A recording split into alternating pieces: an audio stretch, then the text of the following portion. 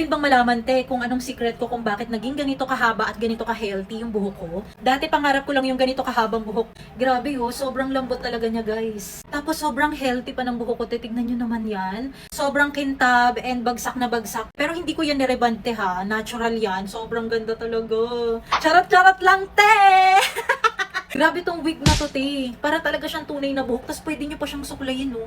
Hindi siya nagbubuhol-buhol. As in, parang buhok talaga siya. Napakalambot, napaka-shiny. Day, pagka talaga gamit nyo to sa labas, mapagkakamala na tunay na buhok nyo to. Kasi tignan mo naman. Girl, ilang beses ko na itong sinuot sa labas. And talagang, akala nila ang haba na ng hair ko. Pero ang hindi nila alam, girl, headband lang yan. Oo, te. O, diba? Sorry na kung na-frank kita. Pero ayan o. Ano lang siya, pa-headband yung style niya. Pero grabe, di ba? Tignan nyo kung gano'n siya kakintab. So, ganyan yung style niya. Meron kayong lagayan ng buhok dito sa loob. And then, may pa-headband na din siya. So, hindi talaga mahahalatang hindi nyo yan buhok.